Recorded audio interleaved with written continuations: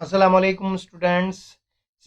Six class के series के साथ मैं हाज़िर हूँ। आज सिक्स क्लास के मैथमेटिक्स के सीरीज़ का फर्स्ट लेक्चर है। इसमें हम सिक्स क्लास के फर्स्ट चैप्टर का जो है रिव्यू करने वाले हैं, उसको पढ़ने वाले हैं, देखने वाले हैं कि इसमें क्या क्या चीज़ें हैं हमारे पास। ठीक है, सबसे पहले तो अगर देखा जाए तो मैं आपको बता दूँ कि हमारे पास सिक्स क्लास में जो सबसे फर्स्ट टॉपिक है हमारे पास वो है सेट। क्योंकि चैप्टर का नाम ही सेट है तो इसका फर्स्ट टॉपिक भी हमारे पास सेट है। सेट से इससे पहले आपने सेट नहीं पढ़ा होगा, 5 तक जो है आपने सेट नहीं पढ़ा। अब ये न्यू चीज़ आ गई है तो हम यहाँ पे पढ़ने वाले हैं कि भाई सेट हमारे पास है क्या चीज़ होती है, कौन सी चीज़ है हमारे पास सेट। तो आज हम देखने वाले हैं कि ये सेट जो है वो क्या है। ठीक है, ये सेट जो है वो हमारे पास क्या है।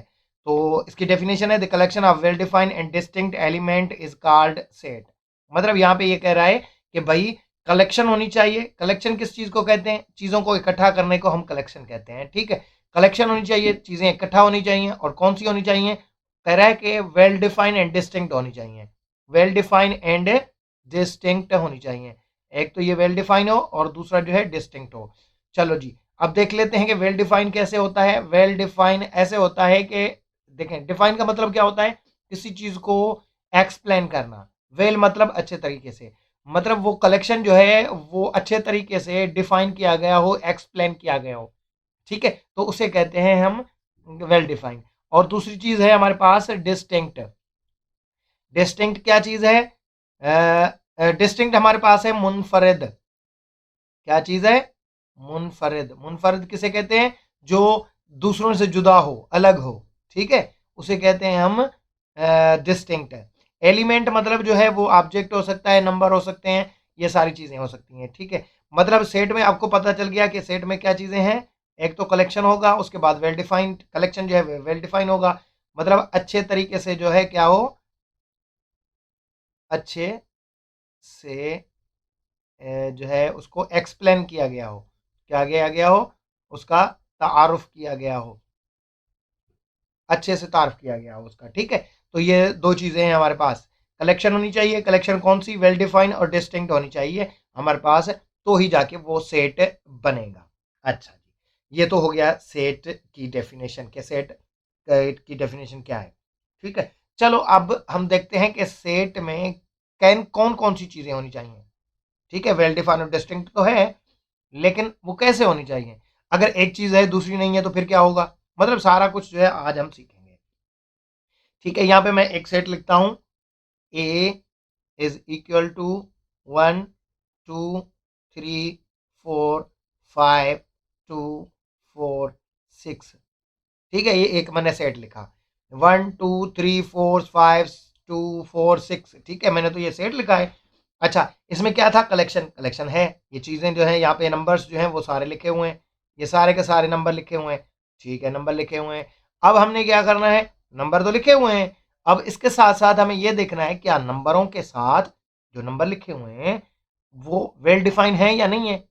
वेल डिफाइन का क्या कहा था? अच्छे से तारफ किया गया हो, इसका जो है मुतारफ करा सकें, बता सकें, एक्सप्लेन कर सकें कि ये क्या है। ये तारफ करा सकते हैं हम इसकी। क्यों? क्या है ये हमारे पास नेचुरल नंबर है ना। नेचुरल नंबर लिखे हुए हैं 1 2 3 4 5 2 4 6। ये सारे नंबर नेचुरल में आ सकते हैं, होल नंबर में आ सकते हैं, आपके जो है दूसरे नंबर जो भी हैं मतलब इंटीजर में आ सकते हैं, बहुत सारे नंबरों में आ सकते हैं। ठीक है, वेल डिफाइंड हो गया, मतलब नंबर्स लिख सकते हैं हम। ठीक है, डिस्टिंक्ट जो है, डिस्टिंक्ट था मुनफरिद, मतलब एक जैसा नंबर दोबारा ना आए। जैसे यहाँ पे देखें, ये 2, यहाँ पे भी 2 है, यहाँ पे 4 है, यहाँ पे भी 4 है। तो मतलब ये जो है हमारे पास क्या है? ये सेट नहीं बनेगा। हम कहेंगे भाई ये जो है हमारे पास सेट नहीं है। क्यों नहीं है? क्योंकि ये मुनफरिद हमारे पास नहीं है। ठीक है, चलो दूसरा देख लेते हैं। दूसरा जो है मुनफरिद कर देते हैं। हम लिखते हैं A is equal to, sorry, A is equal to 1 2 3, sorry 3 A B C। ठीक है, और हमें यह देखना है कि ये जो है वो हमारे पास जो है सेट है या नहीं है। देखें, इसमें मुनफरिद नंबर तो है, 1 दोबारा नहीं आया, 2 दोबारा नहीं आया, 3 भी नहीं आया, A B C ये भी रिपीट नहीं हो रहे, रिपीट तो नहीं हो रहे। लेकिन मतलब डिस्टिंक्ट है, लेकिन वेल डिफाइन नहीं है। नाम क्या देंगे इसको, कौन सा नाम दें? हम इसको क्या कह सकते हैं, नंबर है या जो है अल्फ़ाबेट है, मतलब नहीं बता सकते। तो इसलिए ये जो है हमारे पास क्या है, ये भी हमारे पास सेट नहीं है। ठीक है, तो ये दो चीज़ें होगी। चलो जी, अब हम देखते हैं कि भाई सेट में हमारे पास कौन कौन सी चीज़ें होनी चाहिए जो हमें चीज़ें याद करनी चाहिए। सबसे पहली बात कि अगर आप इसको टेबुलर फॉर्म में लिख रहे हैं, तो टेबुलर फॉर्म में लिखने के बाद आपको एक तो उसका नाम जो है, जो सेट का नाम रख रहे हैं आप, वो कैपिटल लेटर होना चाहिए। ठीक है, कैपिटल होना चाहिए। अच्छा, उसके बाद जो है आप दूसरी पॉइंट क्या याद रखेंगे भाई, इसको जो है हमने ब्रैकेट में लिखना है। ठीक है, इसको क्या करना है, ब्रैकेट में लिखना है। चलो जी, ब्रैकेट में हमने लिख दिया। अब क्या, ब्रैकेट में लिख लिया, और उसके बाद हर नंबर के बाद हमने कामा देना है। हर नंबर के बाद कामा देना है, मतलब कामा लाजमन होनी चाहिए। अगर कामा नहीं है तो फिर ये जो है काम नहीं होगा। ठीक है, कामा देना है लाजमन। सबसे पहली बात है क्या होनी चाहिए हमारे पास, सबसे पहली बात जो है वो मैंने आपको बताई कि भाई नाम जो है कैपिटल लेटर में लिखेंगे।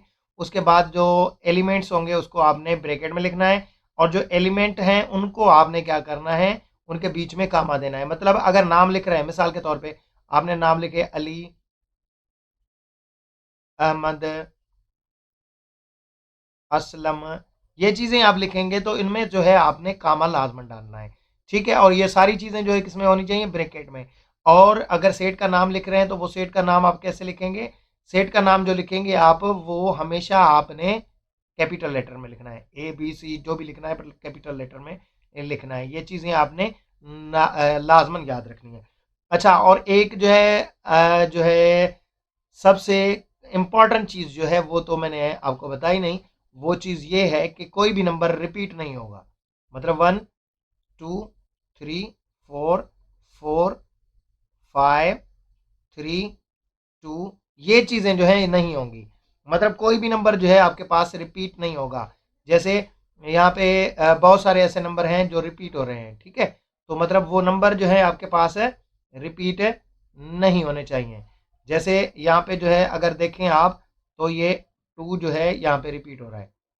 ठीक है, और 3 भी रिपीट हो रहा है, और उसके साथ साथ 4 भी रिपीट हो रहा है। मतलब ये रिपीट हो रहे हैं तो ये सेट हमारा नहीं बनेगा, रिपीट नहीं होना चाहिए। मिसाल के तौर पे आपने सेट बनाया ए का सेट आपके पास होना चाहिए 1 2 3 4 5 ऐसे। ठीक है, ये है इसका करेक्ट वे। ठीक है, समझ में आ गई बात। चलो आगे देखते हैं, आगे हमारे पास क्या है जी। तो आगे मैं आपको एक चीज़ बता दूं कि ये जो हमने फॉर्म लिखा है इसको हम कहते हैं टेबुलर फॉर्म।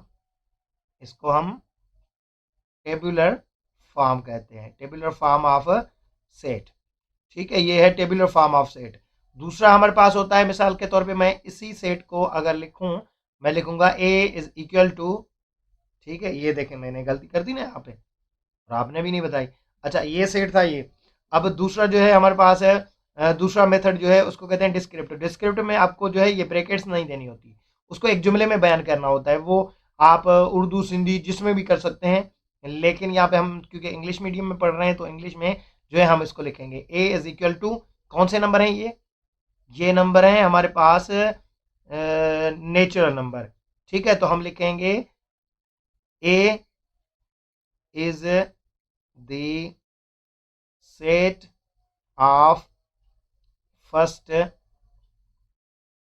फर्स्ट नंबर लिखे हो ना, फर्स्ट 5 नेचुरल नंबर्स।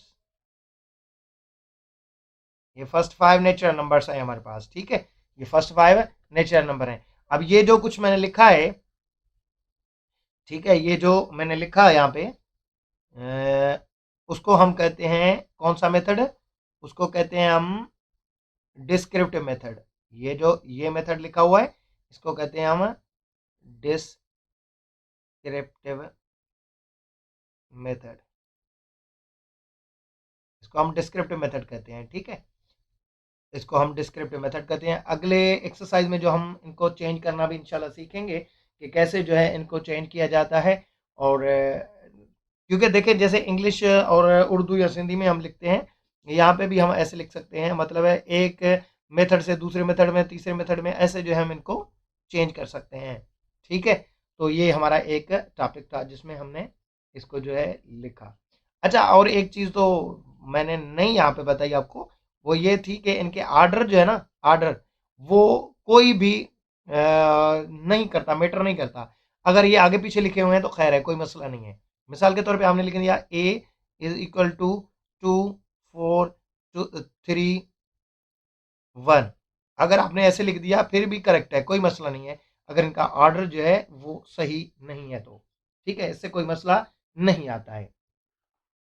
अच्छा, इससे आगे जो है मैं आपको एक चीज़ बताना चाह रहा हूँ, वो ये चीज़ है कि अगली एक्सरसाइज में जो पढ़ेंगे हम उसके बारे में मैं आपको बता रहा हूँ। ठीक है, आगे जैसे जैसे पढ़ते जाएंगे उनकी एक्सरसाइज के बारे में उनको हम आपको बताते जाएंगे कि क्या चीज़ है। ठीक है, तो अगली एक्सरसाइज में एक तो हम ये चेंज करना सीखेंगे। ठीक है, कि जो है टेबुलर में से डिस्क्रिप्टिव में, डिस्क्रिप्टिव में से टेबुलर में कैसे चेंज किया जाता है, एक चीज़ तो यही होगी। और दूसरी चीज़ हमारे पास ये होगी कि जो है बिलोंग्स टू, एक हमारे पास है जो है जो निशानी होती है ये बिलोंग्स टू। लोग बच्चे जो हैं कुछ ऐसे बना देते हैं, ये गलत है, या ऐसे बना देते हैं, ये भी गलत है, ये ऐसे नहीं होते। ठीक है, या ऐसे करके ऐसे बना देते हैं, ये गलत है, ये करेक्ट है, ऐसे बनाना है आपने। ठीक है, सॉरी। तो आगे देखते हैं हमारे पास क्या है। ठीक है, तो आज हम सीखेंगे कि कैसे भाई हम यहाँ पे जो है बिलोंग्स टू और नॉट बिलोंग्स टू बता सकते हैं। बिलोंग्स टू, हमारे पास जो बिलोंग्स टू की निशानी होती है वो ये होती है, बिलोंग्स टू मतलब ताल्लुक रखता है, बिलोंग्स टू, इसका मतलब क्या होता है, ताल्लुक रखना, ताल्लुक। ठीक है, और दूसरी चीज़ है इसका जो है इनवर्स होता है, ऐसे निशानी होती है, उसको कहते हैं नॉट बिलोंग्स या डज नॉट बिलोंग्स, मतलब ताल्लुक नहीं, ताल्लुक नहीं है। ठीक है, तो ऐसी चीज़ें हैं हमारे पास। चलो जी, अब इससे आगे जो है कैसे पता चलेगा कि ताल्लुक है या नहीं है। मिसाल के तौर पे मैं यहाँ पे लिखता हूँ ए बराबर है 1 2 3, बी जो है वो लिखता हूँ भाई ए बी सी। ठीक है, ये मैंने लिख दिया। अब हम देखते हैं कि यहाँ पे मैं लिख रहा हूँ, सॉरी इसको मिटा दूँ थोड़ा, मैं यहाँ पे लिख रहा हूँ भाई 3 - ए, और दूसरा लिख रहा हूँ मैं 2 - बी। ठीक है, पहले इनको समझ लेते हैं फिर आगे चलते हैं। चलो जी, अब ये जो हमारे पास जो है एक सम है, तो ये हमें ये बता रहा है कि भाई जो हमारे पास है ये 3 है वो ए के साथ बिलोंग करता है। बिलोंग करना मतलब ताल्लुक रखता है। ए का 3 के साथ कोई ताल्लुक है या नहीं है, यहाँ पे देखते हैं ए का ताल्लुक 3 के साथ है, क्योंकि ए में ही 3 लिखा हुआ है। 3 जो है कहाँ पे लिखा हुआ है, ए सेट में लिखा हुआ है, मतलब 3 का ताल्लुक ए के साथ है, तो हम लिखेंगे भाई ये इसका इसके साथ ताल्लुक है। लेकिन यहाँ पे देखें टू और बी, बी वाले में टू का कोई काम काम है ही नहीं, और यहाँ पे जहाँ पे टू लिखा हुआ है तो वहाँ पे बी का कोई काम नहीं, तो हम लिखेंगे भाई इसका जो है इसके साथ ताल्लुक नहीं है। ठीक है, इनका इनके साथ ताल्लुक नहीं है, तो ये मतलब ये ऐसे हो जाएगा भाई इनका कोई ताल्लुक यहाँ पे नहीं है आपस में। ठीक है, तो ये चीज़ें हम यहाँ पे पढ़ेंगे। अब इससे आगे जो एक्सरसाइज में चीज़ होगी, एक तो ये होगी कि भाई फिल इन द ब्लैंक्स होगा, उसमें हमने बताना है कि इनका इनके साथ ताल्लुक है या नहीं है। ठीक है, चौथा क्वेश्चन जो होगा एक्सरसाइज में, उसमें हमने ये पढ़ना है कि ये ट्रू है या फॉल्स है। ठीक है, तो इंशाल्लाह मिलते हैं अगली वीडियो में जिसमें हम एक्सरसाइज जो है हल करना सीखेंगे। तब तक के लिए अल्लाह हाफिज़।